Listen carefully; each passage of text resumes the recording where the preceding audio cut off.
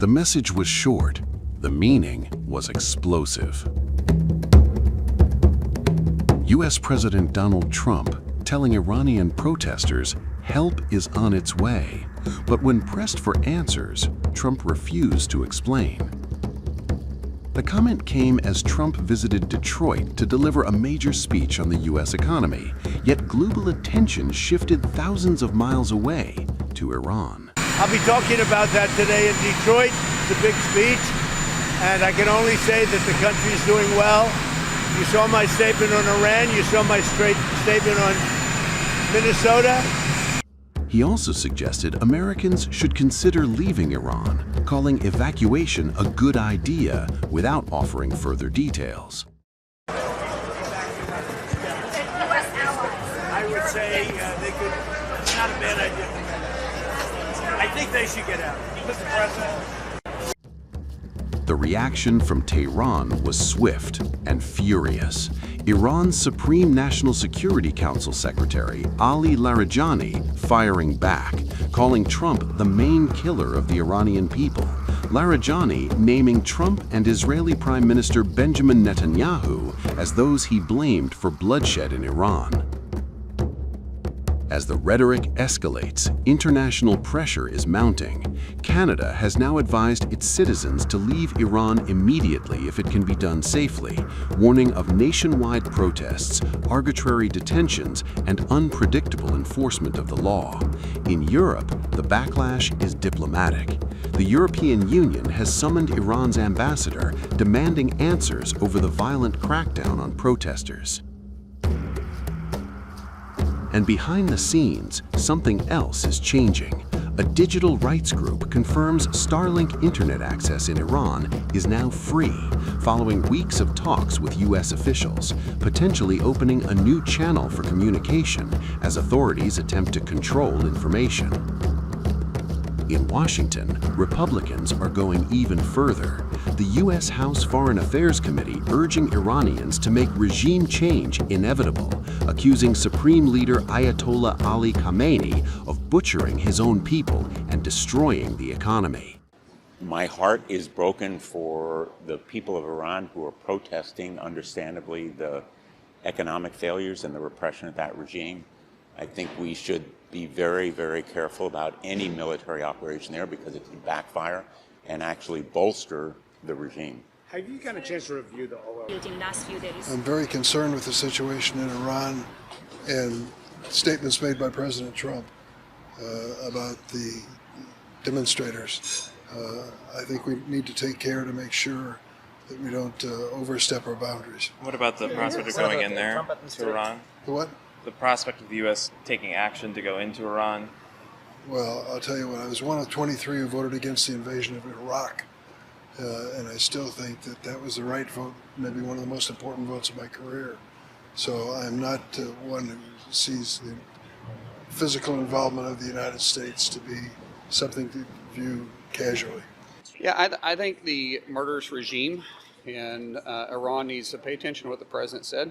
The president made it very clear if you're killing the innocent for simply protesting, that he'll come to the rescue, and the president doesn't bluff, but it's always on his timing when we're ready to go. And so if they continue to go down this road, we will see where the president moves from here. I will say, you know, it's in my lifetime, even though just barely. You know, I was born in '77, but in 1977 and before, Iran was a very pro-Western country where we had a lot of ties to. The women there were highly educated. They were able to participate in all types of realm, from businesses to political. In some way, they were probably more advanced than we were when it comes to integration of all ethnic groups and men and women as a whole back in the 70s. And it's a shame to see where they're at today. And we'd love for the Iranian people to build back that relationship that we once had. And I think the president is willing to support them. So that timing will be based on the president. You know, I don't know. That would have to be in a full briefing as far as supporting the people there to be able to take back their country, and whatever support that is.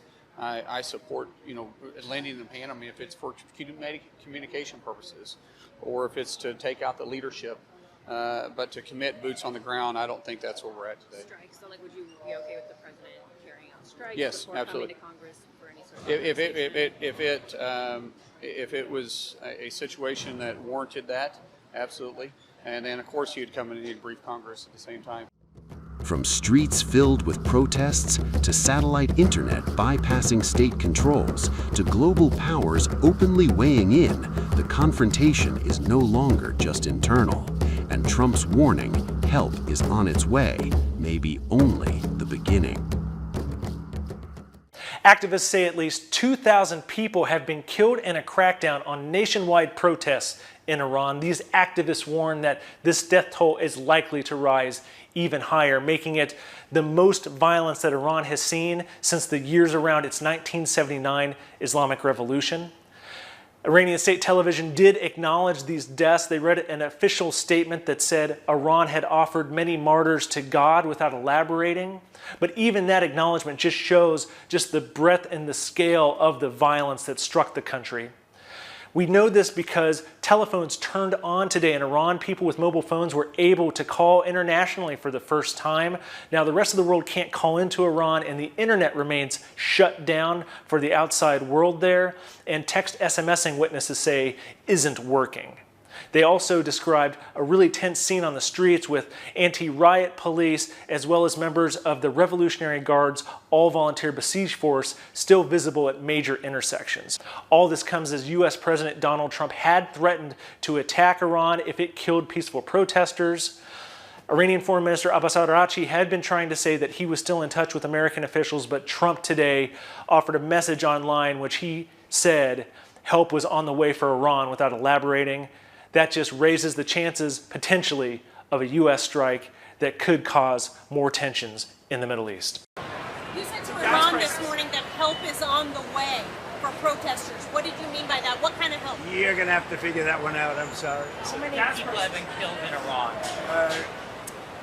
Nobody's been able to give me an accurate number. I have heard numbers from everything's a lot. One is a lot.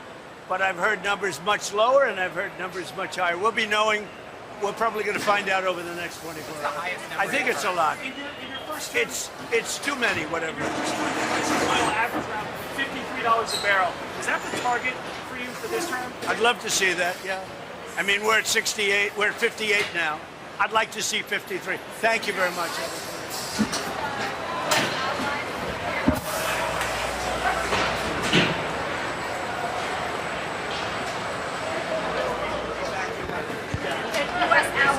I would say they could, not a bad idea.